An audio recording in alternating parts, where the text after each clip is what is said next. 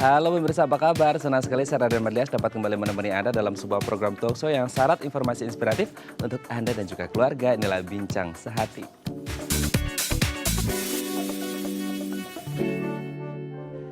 Ya pemirsa, seiring bertambahnya usia, salah satu hal yang harus kita perhatikan adalah kondisi kesehatan kita, terutama kalau hal penyakit seperti itu ya. Nah, salah satu penyakit yang sering kita jumpai adalah stroke. Nah, banyak orang berpikir bahwasanya penyakit stroke ini hanya terjadi pada usia lanjut atau usia dewasa senior lagi gitu ya. Padahal sebenarnya banyak juga loh yang di usia produktif ini mengalami stroke. Oleh karena itu kita harus tahu nih bagaimana cara mencegah stroke. Nah, inilah topik yang akan kita bahas hari ini, yaitu cegah stroke sedari dini. Namun sebelum membahasnya, kita akan membahas terlebih dahulu nih beberapa fun fact tentang menjaga kesehatan diri. Kita lihat yang pertama ya.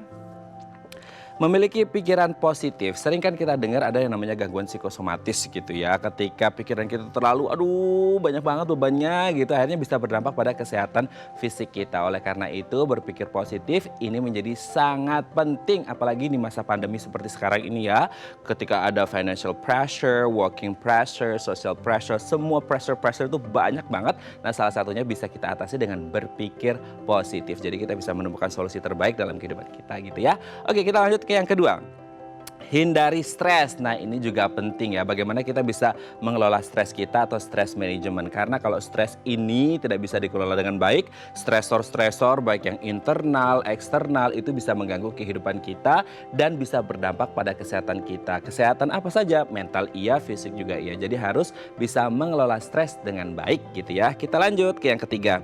Relaksasi. Nah, ini salah satu hal yang bisa kita lakukan dengan merelaksasi adalah meditasi atau kemudian olahraga yang lagi trending juga adalah yoga gitu ya, dimana kita bisa kayak inhale, exhale gitu untuk menenangkan diri, apalagi juga kaitannya dengan di masa pandemi seperti sekarang ini, dimana tekanannya banyak gitu ya, problemnya banyak, kita harus bisa relaksasi supaya juga bisa berpikir jernih. Kita lanjut ke yang keempat.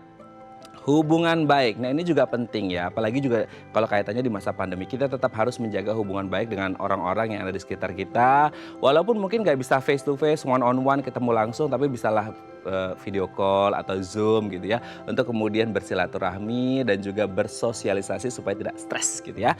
Kita lihat yang terakhir, cukup istirahat. Nah, this is the most important one. Kita harus cukup istirahat, salah satunya adalah dengan tidur 7-8 jam sehari untuk kemudian merecharge kembali energi dan semangat yang ada di dalam tubuh kita supaya tetap sehat mental dan juga fisik. Oke, itu dia tadi 5 fun fact menjaga kesehatan diri dan kami akan membahasnya sesaat lagi. Tetap bersama kami di Bincang Sehati.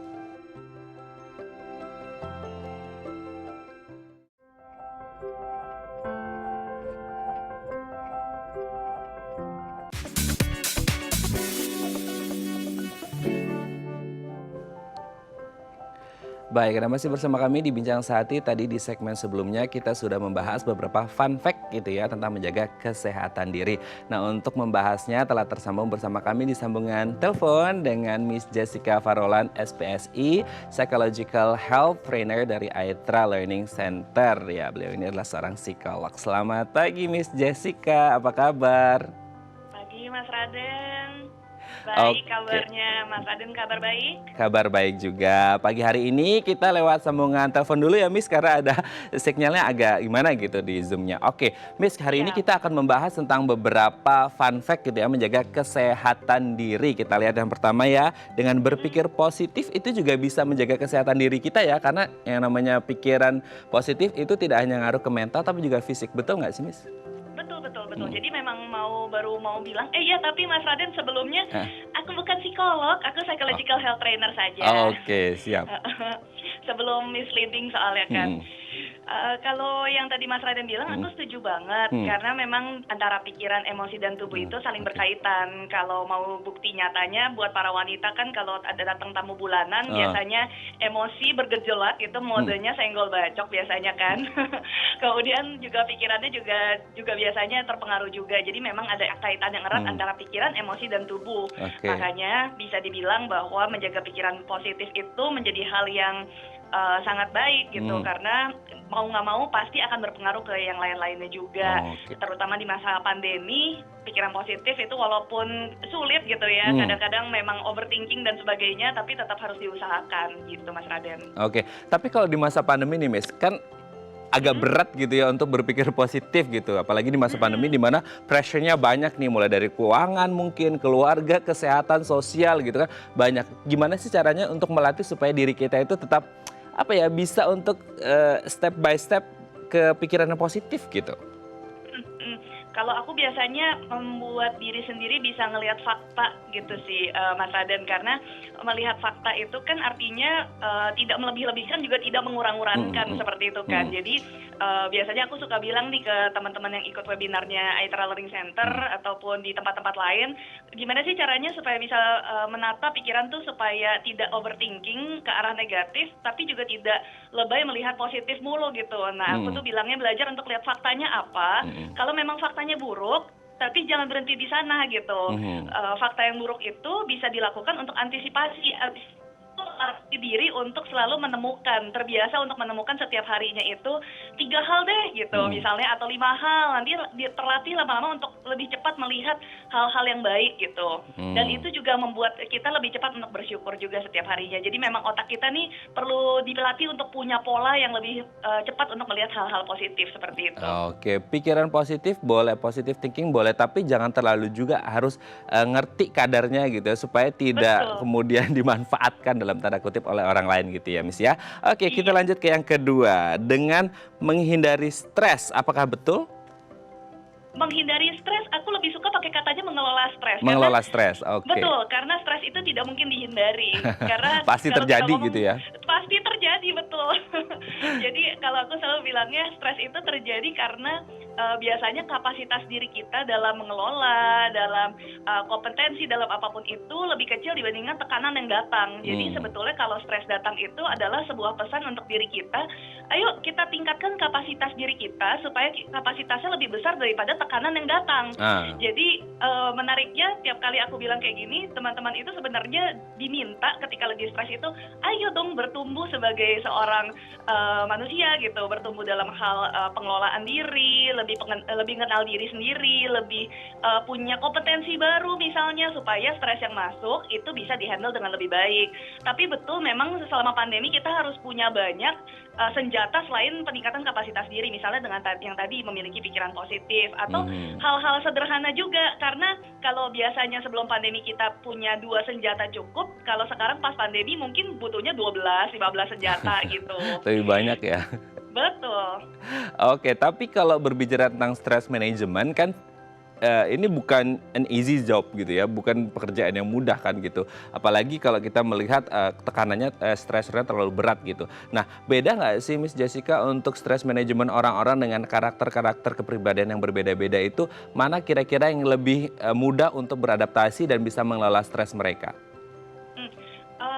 Kalau sebelum pandemi saya lihatin sih memang ada tipe-tipe orang yang memang lebih rentan dibandingkan dengan tipe yang lainnya seperti itu. Tapi ketika pandemi saya ngelihatnya rata ya.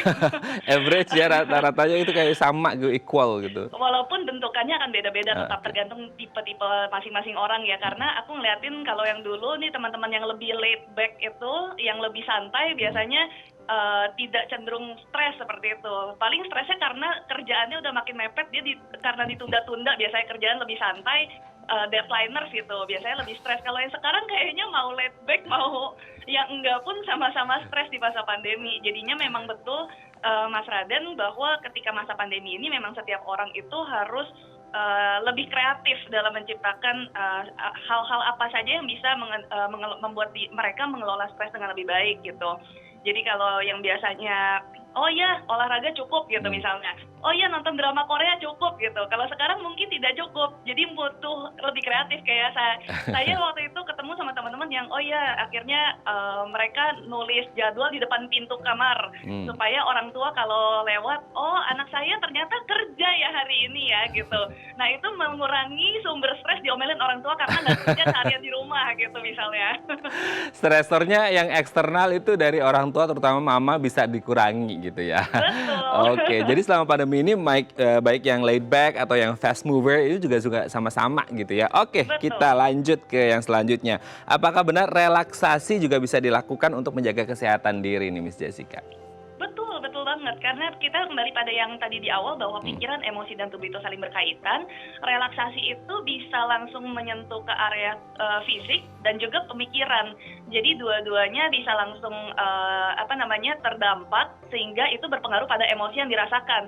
Stres ini kan adalah salah satu emosi yang dirasakan dan sebaiknya kita kelola dengan baik. Makanya ketika kita bisa mengelolanya dengan relaksasi, mengolah tubuh, mengolah pikiran, ketika relaksasi itu akan berdampaknya pada tingkat stres kita juga bisa menurun seperti itu. Oke, relaksasi kan memang satu kata yang mungkin sering kita dengar, tapi kan bukan pekerjaan mudah juga ketika kita lagi stressful, lagi depresi, lagi ada deadline, ya para deadliners gitu ya. Untuk relaksasi kan agak berat nih, karena bagaimanapun pikiran mereka agak burdenful gitu ya, terbebani banget gitu. Nah, cara yang simple gitu mungkin kita bisa lakukan secara instan untuk relaksasi itu gimana sih Mas? Apakah kayak inhale, exhale gitu Oh, berapa iya. detik gitu bisa nggak sih kira-kira? Bisa, tapi kalau saya biasanya menambahkan buat teman-teman itu yang lebih praktis adalah kita bedakan dari jadwal. Kalau pandemi udah pasti harus nih, kalau dulu-dulu mungkin masih bisa ya lihat nanti. Kalau sekarang aku bilang tolong dipisahkan jadwal antara berkegiatan sama beristirahat. Jadi kalau emang istirahat, kalau memang kerja, jangan dicampur-campur. Oke. Sama juga dengan zonanya. Jadi kalau misalkan memang lagi di meja kerja, ya kerja, jangan mikirnya mau istirahat. Ketika lagi di ranjang tidur, jangan mikirnya pekerjaan gitu. Jadi memang dipisahkan betul-betul. Karena pandemi kan kerja sama tidur di satu ruangan biasanya gitu kan ya. Jadinya memang itu harus dipisahkan. Kemudian betul yang tadi Mas Raden bilang bisa salah satunya latihan pernafasan. Jadi memang kita posisikan di tempat yang memang kita zonanya zona untuk istirahat, memang waktunya waktu untuk istirahat, relaksasi aja gitu. Kemudian bisa salah satunya dengan pernafasan atau juga menggunakan aplikasi handphone sekarang banyak sekali untuk relaksasi. Betul. Salah satunya aku pakai salah satunya Headspace gitu. Kalau udah mulai stres aku juga belakangan sih ceritanya udah lagi agak-agak kerjaan numpuk banget. Aku baru aja lagi mulai Headspace lagi ceritanya. Oh, Miss Jessica pun harus mengelola stres ya, luar biasa. Harus, betul.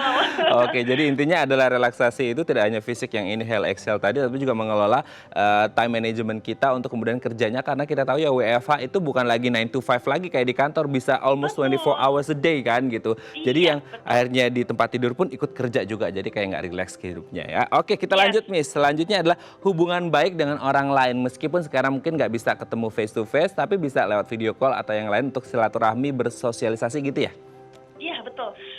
Menariknya adalah kalau berdasarkan penelitian psikologi positif, itu hubungan yang baik adalah salah satu sumber penyedia lebih banyak pengalaman positif yang akan terjadi pada diri kita gitu. Jadi memang harus tetap dipertahankan jumlah dan kualitas. Jadi kalau suka ditanya sama anak-anak SMA atau kuliah gitu, Kak Jess lebih baik yang mana? Hubungan yang sedikit jumlahnya tapi berkualitas atau yang banyak tapi hubungannya so-so aja? Harus dua-duanya saya bilang. Karena balance ya. Jadi harus dua-duanya supaya kita ibaratnya kayak jaring laba-laba lah ya Mas Raden. Semakin banyak benangnya semakin baik dan kualitas benangnya juga harus dipertahankan. Jadi kalau jatuh ke dalam jaring laba-laba itu bisa membal, bukannya molos ke belakang atau jatuh. Jadi penting banget untuk tetap bisa menjaga kualitasnya, walaupun tentu tidak sebaik ketika kita bisa bertemu offline, tapi ya kita harus mengusahakan apa yang bisa kita lakukan sekarang ketika pandemi. Oke, kualitas dan kuantitas tetap harus berpadu dan balance ya. Oke, Betul. kita lanjut yang terakhir. Cukup istirahat. Ini juga yang menjadi masalah apalagi di masa pandemi WFH. Istirahatnya jadi nggak benar, jadwalnya nggak rutin gitu. Ini benar nggak, Miss? Betul. Itu banyak banget yang keluhannya datang ketika webinar jadwal istirahatnya berantakan, kemudian jadwal yang kayak semacam relaksasinya juga berantakan. Nah, ini menjadi penting sekali untuk diperhatikan karena ketika kita mau menjaga kesehatan mental, kita harus bisa menjaga kesehatan dirinya dulu. Karena banyak sekali kasus-kasus yang aku terima dari rekan-rekan psikolog yang memang konseling, yang ditanyakan pertama kali adalah gimana jadwal makan kamu, gimana jadwal tidur kamu, istirahat kamu cukup atau tidak. Kadang-kadang itu dulu yang diberesin, habis itu ternyata stresnya menurun dengan sendirinya gitu. Jadi memang kita harus memperhatikan istirahat kita cukup atau tidak, karena ketika kita tidak cukup, kita tidak punya energi yang baik, fokus yang tepat untuk menyelesaikan masalah mental, masalah kerjaan, masalah pertemanan. Jadi kita harus memastikan istirahatnya memang harus cukup. Oke, sleep well, eat well, work well. Terima kasih Miss Jessica sudah bergabung bersama kami di Bincang Sehati pagi hari ini. Kita doakan semoga kita semua bisa menjaga kesehatan diri kita, Amin. mentally and physically gitu ya. Apalagi di masa pandemi supaya tetap sehat terus seperti itu ya. Terima kasih Miss Terima Jessica. kasih, Mas Raden. Sehat-sehat terus. Salam untuk keluarga di rumah. Iya. Baik, pemirsa, selanjutnya kita akan membahas tema kita hari ini. Bagi Anda yang memiliki pertanyaan, Anda bisa menghubungi kami di nomor 021 290 32644 atau DM Instagram kami di @bincangsaati.tv. Kami akan segera kembali.